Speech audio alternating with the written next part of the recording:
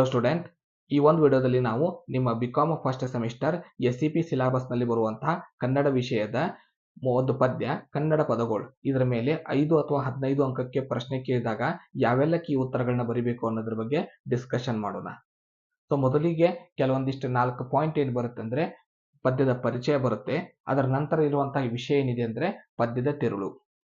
5 ಅಥವಾ 15 ಅಂಕಕ್ಕೆ ಯಾವುದೇ ರೀತಿ ಪ್ರಶ್ನೆ ಕೇಳಿದ್ರು ಕೂಡ ನೀವು ಈ ಕೀ ಉತ್ತರಗಳನ್ನ ಬರೆಯೋದ್ರ ಮೂಲಕ ಪೂರ್ತಿ ಅಂಕಗಳನ್ನ ಪಡ್ಕೋಬಹುದು. ಸೊ ಮೊದಲಿನ 4 ಪಾಯಿಂಟ್ ಪರಿಚಯ ಏನಿದೆ ಅದನ್ನ ನೋಡೋಣ. ಸೊ ಮೊದಲನೇ ಪಾಯಿಂಟ್, ಕನ್ನಡ ಪದಗಳು ಎಂಬ ಪದ್ಯ ರಚಿಸಿದವರು JP ರಾಜರತ್ನಂ. ಮೊದಲು ಪದ್ಯ ಬರೆದವರ ಹೆಸರನ್ನ ಪರಿಚಯ ಮಾಡ್ತೀವಿ. ಇದು ನಮ್ದು ಮೊದಲನೇ ಪಾಯಿಂಟ್. JP ರಾಜರತ್ನಂ ಈ ಪದ್ಯವನ್ನ ಬರೆದಿದ್ದಾರೆ. ಪದ್ಯದ ಹೆಸರು ಕನ್ನಡ ಪದಗಳು. ಈ ಪದ್ಯದ ವಿಷಯ ವಸ್ತು ಕನ್ನಡ. ಸೊ ಕನ್ನಡ ಈ ಪದ್ಯದ ವಿಷಯ ವಸ್ತು ಆಗಿರುತ್ತಾ. ಇದನ್ನ ಎರಡನೇ ಪಾಯಿಂಟ್ ನಾವು ನೆನ್ಪಿಟ್ಕೊಂತೀವಿ. ಇದು ವಿಷಯ ವಸ್ತು. ಪದ್ಯದ ಹೆಸರು ಕನ್ನಡ ಪದಗಳು. ಬರೆದವರು JP ರಾಜರತ್ನಂ.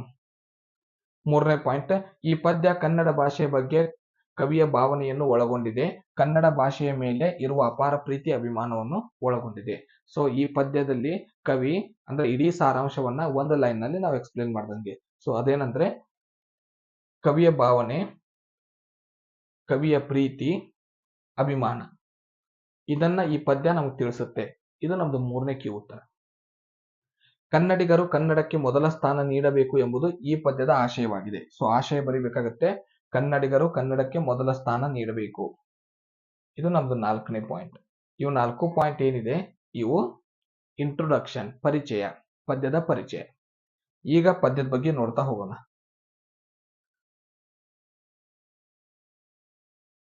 ಸೊ 2 ಭಾಗ ಮಾಡ್ಕೋಬೇಕು. ಮೊದಲನೇ ಭಾಗದಲ್ಲಿ ಕವಿ ಪ್ರಾರಂಭವನ್ನ ತೋರಿಸ್ತಾರೆ. ಅಂದ್ರೆ ಕನ್ನಡದ ಮೇಲಿನ ಪ್ರೀತಿಗೆ ಒಂದು ಪೀಠಿಕೆ, ಪ್ರಾರಂಭಿಕ ಹಂತವನ್ನ ಕೊಟ್ಟಿದ್ದಾರೆ. ಸೊ ಅದ್ರ ಬಗ್ಗೆ ಬರೀಬೇಕಾಗುತ್ತೆ. ಪದ್ಯದಲ್ಲಿ ಕವಿಯು ಅಂದ್ರೆ ರತ್ನಂ ಅವರು ತನಗೆ ಏನು ಪ್ರಾಣ ಎಂದು ಹೇಳಿದ್ದಾರೆ. ಸರಾಯಿ, ಹೆಂಡತಿ, ಕನ್ನಡ ಪದಗಳು, ಈ 3 ವಿಷಯಗಳು ಅಂದರೆ ರತ್ನಂಗೆ ತುಂಬಾ ಇಷ್ಟ. ಈ ಪದ್ಯದ ಮೊದಲನೇ ಪಾಯಿಂಟ್ ಅಂದ್ರೆ ಪದ್ಯದ ವಿವರಣೆ ಮೊದಲನೇ ಪಾಯಿಂಟ್ ಅಂದ್ರೆ ಕವಿ ಇಲ್ಲಿ ರತ್ನಂ ಅವರಿಗೆ ಏನು ಇಷ್ಟ ಅದ್ರ ಬಗ್ಗೆ ಬರೀಬೇಕು. 3 ವಿಷಯಗಳಂದ್ರೆ ಕವಿಗೆ ಇಷ್ಟ. ಒಂದು ಸರಾಯಿ, ಎರಡನೇದು ಹೆಂಡತಿ, ಮೂರನೇದು ಕನ್ನಡ ಪದಗಳು. ಈ 3 ವಿಷಯ ವಸ್ತುಗಳಂದ್ರೆ ಈ 3 ವಿಷಯಗಳಂದ್ರೆ ಕವಿಗೆ ತುಂಬಾ ಇಷ್ಟ. ಎರಡನೇ ಪಾಯಿಂಟ್, ಸರಾಯಿಯ ಗಡಿಗೆಯನ್ನು ಎತ್ತಿ ಕುಡಿದಾಗ ಕನ್ನಡ ಪದಗಳು ಬಾಣದ ರೀತಿಯಲ್ಲಿ ಬರುತ್ತವೆ. ಯಾವಾಗ ಸರಾಯಿಯನ್ನ ಕುಡಿತಾರೆ ಅವಾಗ ಕನ್ನಡ ಪದಗಳು ತನ್ನಿಂದ ತಾನೇನೆ ಬರುತ್ತೆ ಅಂತ ಲೇಖಕರು ಹೇಳ್ತಾ ಇದ್ದಾರೆ. ಅಂದರೆ ಸಾರಾಯಿ ಕುಡಿದಾಗ ಕನ್ನಡ ಸಾಹಿತ್ಯ ರೂಪದಲ್ಲಿ ಕನ್ನಡ ಪದಗಳು ಬರುತ್ತವೆ. ಯಾವಾಗ ಪ್ರತಿನಿತ್ಯ ಮಾತಾಡೋ ಭಾಷೆ ಕನ್ನಡನೇ, ಸಾರಾಯಿ ಕುಡಿದಾಗ ವಿಶೇಷ ಕನ್ನಡ ಯಾವ್ದು ಬರುತ್ತಂದ್ರೆ ಸಾಹಿತ್ಯಿಕ ಕನ್ನಡ ಬರುತ್ತೆ. ಸಾಹಿತ್ಯದ ಭಾಷೆ ಬೇರೆ, ಮಾತನಾಡುವ ಆಡು ಭಾಷೆ ಬೇರೆ. ಯಾವಾಗ ಸಾರಾಯಿ ಕುಡಿತಾರೆ ಅವಾಗ ಸಾಹಿತ್ಯದ ಭಾಷೆ ಬರಲಿಕ್ಕೆ ಪ್ರಾರಂಭ ಆಗುತ್ತೆ. ವಿದ್ಯಾರ್ಥಿಗಳೇ, ಸಾಯಿಗುಡ್ ಕ್ಲಾಸಸ್ ಸಂಸ್ಥೆ ವತಿಯಿಂದ ಸಿಗುವಂತಹ ಸೌಲಭ್ಯಗಳನ್ನ ನೀವು ಪಡ್ಕೋಬೇಕಂದ್ರೆ ಗೂಗಲ್ ನಲ್ಲಿ ನೀವು ಸರ್ಚ್ ಎಂಜಿನ್ ನಲ್ಲಿ ಸಾಯಿಗುಡ್ ಕ್ಲಾಸಸ್ ಅಂತ ಟೈಪ್ ಮಾಡಿ ಸರ್ಚ್ ಮಾಡಬೇಕಾಗುತ್ತೆ. ಸೊ ಆಗ ಈ ರೀತಿಯಾದ ಲಿಂಕ್ ಗಳು ಓಪನ್ ಆಗುತ್ತೆ. ಮೊದಲನೇ ಲಿಂಕ್ ಮೇಲೆ ನೀವು ಕ್ಲಿಕ್ ಮಾಡಿದಾಗ ನಮ್ಮ ವೆಬ್ ಪೇಜ್ ಓಪನ್ ಆಗುತ್ತೆ. ಸೊ ವೆಬ್ ಪೇಜ್ ನಲ್ಲಿ ಡೌನ್ಲೋಡ್ ನೌ ಮೇಲೆ ಕ್ಲಿಕ್ ಮಾಡಿದಾಗ ನಮ್ಮ ಸಂಸ್ಥೆ ವತಿಯಿಂದ ಬಿಡುಗಡೆ ಮಾಡಿದಂತಹ ಮೊಬೈಲ್ ಆಪ್ ನಿಮಗೆ ಲಭ್ಯವಾಗುತ್ತೆ. ಈ ರೀತಿಯಾದ ಮೊಬೈಲ್ ಆಪ್ ನ ಮೊದಲನೇ ಪೇಜ್ ಓಪನ್ ಆಗುತ್ತೆ. ಸೊ ಡೌನ್ಲೋಡ್ ಆದ ನಂತರ ಮೊದಲನೇ ಪೇಜ್ ಈ ರೀತಿಯಾಗಿ ಓಪನ್ ಆಗುತ್ತೆ. ಸೊ ಇದರಲ್ಲಿರುವಂತಹ ಕ್ರಿಯೇಟ್ ನ್ಯೂ ಅಕೌಂಟ್ ಮೇಲೆ ಕ್ಲಿಕ್ ಮಾಡಿ ನಿಮ್ಮ ಡೀಟೇಲ್ಸ್ ನ ಇಲ್ಲಿ ಫಿಲ್ ಮಾಡೋದ್ರ ಮೂಲಕ ನೀವು ಸಬ್ಮಿಟ್ ಕೊಡೋದ್ರ ಮೂಲಕ ನಮ್ಮ ಕ್ಲಾಸ್ ನ ರಿಜಿಸ್ಟ್ರೇಷನ್ ಮಾಡ್ಕೋಬಹುದು. ಸೊ ರಿಜಿಸ್ಟ್ರೇಷನ್ ಆದ ನಂತರ ನಿಮಗೆ ಬೇಕಾಗಿರುವಂತಹ ಕ್ಲಾಸ್ ಗಳ ಮೇಲೆ ನೀವು ಕ್ಲಿಕ್ ಮಾಡೋದ್ರ ಮೂಲಕ ನಮ್ಮ ಕ್ಲಾಸ್ ನ ನೀವು ಜಾಯ್ನ್ ಆಗಬಹುದು. ಸೊ ಇದಿಷ್ಟು ನಮ್ಮ ಕ್ಲಾಸ್ ನ ಯಾವ ರೀತಿ ಜಾಯ್ನ್ ಆಗಬೇಕು ಅನ್ನೋದನ್ನ ಮುಂದೆ ಮತ್ತೆ ಸ್ಟೋರಿಗೆ ಹೋಗೋಣ. ಇನ್ನು ಎರಡನೇ ಭಾಗ ಪದ್ಯದ್ದು ಅಂದ್ರೆ ಎರಡನೇ ಪ್ಯಾರಾಗ್ರಾಫ್. ಕವಿ ಹೇಳುತ್ತಾರೆ, ಭಗವಂತ ಏನಾದರೂ ಭೂಮಿಗೆ ಬಂದು ರತ್ನಂಗೆ ಅಂದ್ರೆ ಭೂಮಿ ಮೇಲೆ ಏನಾದ್ರೂ ದೇವರು ಬಂದ್ರೆ ಅವನಿಗೆ ಏನಾದ್ರೂ ಮೊದಲನೇ ಕಂಡೀಷನ್ ರತ್ನಂಗೆ ಹೆಂಡ ಕುಡಿಯುವುದು ಬಿಡೋ ರತ್ನ ಎಂದು ಹೇಳಿದರೆ ಬಿಟ್ಟು ಬಿಡುತ್ತಾರಂತೆ. ರತ್ನ ಈ ರಾಜರತ್ನಂ ಕವಿಗೆ ದೇವರು ಬಂದು ನೀನು ಹೆಂಡ ಕುಡಿಯುವುದನ್ನ, ಸರಾಯಿ ಕುಡಿಯುವುದನ್ನ ನಿಲ್ಲಿಸು ಅಂತ ಹೇಳಿದ್ರೆ ಅವರು ಬಿಟ್ಟು ಬಿಡ್ತಾರಂತೆ ಕುಡಿಯುವುದನ್ನ. ಹೆಂಡತಿ ಬಿಡಲು ಹೇಳಿದರೆ ದೊಡ್ಡ ತಲೆನೋವು ಹೋಯಿತು ಅಂತ ಕುಣಿದಾಡಿ ಬಿಡುತ್ತಾರಂತೆ. ಸೊ ದೇವರೇನಾದ್ರೂ ಹೆಂಡತಿನ ಬಿಡೋದಕ್ಕೆ ಹೇಳಿದ್ರು ಕೂಡ ಖುಷಿಯಿಂದಾನೇ ಬಿಟ್ಟು ಬಿಡ್ತಾರಂತೆ, ಒಂದು ತಲೆನೋವು ಹೋಯ್ತು ಅಂತ.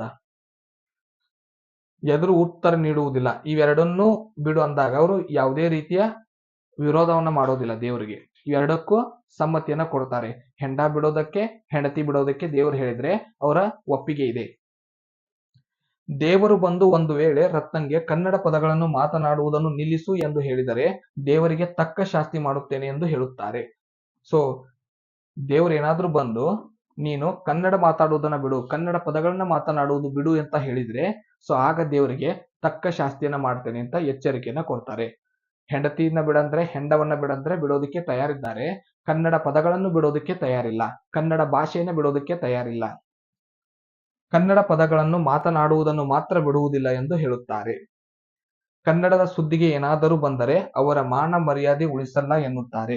ಸೊ ಏನಾದ್ರೂ ಕನ್ನಡ ವಿಷಯಕ್ಕೆ ಯಾರಾದ್ರೂ ಬಂದ್ರೆ, ಅದು ದೇವರೇ ಆಗಿರ್ಲಿ, ಅದು ವ್ಯಕ್ತಿನೇ ಆಗಿರ್ಲಿ, ಯಾರೇ ಆಗಿರ್ಲಿ, ಕನ್ನಡದ ವಿಷಯಕ್ಕೆ ಬಂದ್ರೆ ಅವರ ಮಾನ ಮರ್ಯಾದೆನೆ ತೆಗಿತೀನಿ ಅಂತ ಎಚ್ಚರಿಕೆಯನ್ನ ಲೇಖಕರು ಕೊಡ್ತಾ ಇದ್ದಾರೆ.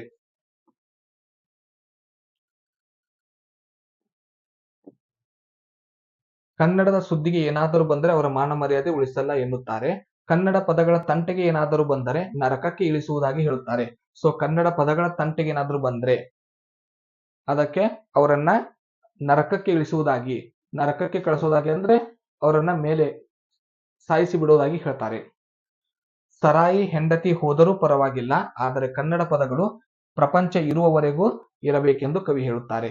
ಸೊ ಕನ್ನಡ ಭಾಷೆ ಎಲ್ಲಿವರೆಗೆ ಇರಬೇಕಂದ್ರೆ ಹೆಂಡತಿ ಹೋದ್ರೂ ಪರವಾಗಿಲ್ಲ, ಹೆಂಡ ಹೋದ್ರೂ ಪರವಾಗಿಲ್ಲ, ಕನ್ನಡ ಪದಗಳು ಈ ಜಗತ್ತು ಎಲ್ಲಿವರೆಗೆ ಇರುತ್ತೆ ಅಲ್ಲಿವರೆಗೆ ಕನ್ನಡ ಭಾಷೆ, ಕನ್ನಡ ಪದಗಳು, ಕನ್ನಡ ಮಾತನಾಡುವವರು ಇರಬೇಕನ್ನೋದು ಕವಿಯ ಅಭಿಪ್ರಾಯ. ಸೊ ಇವಿಷ್ಟು ನೀವು ಪಾಯಿಂಟ್ಸ್ನ ಮುಖ್ಯವಾಗಿ ಬರೀಲೇಬೇಕಾಗುತ್ತೆ. ಮುಂದಿನ ವಿಡಿಯೋದಲ್ಲಿ ಮತ್ತೊಂದು ವಿಡಿಯೋದೊಂದಿಗೆ ಸಿಗೋಣ. ಧನ್ಯವಾದಗಳು.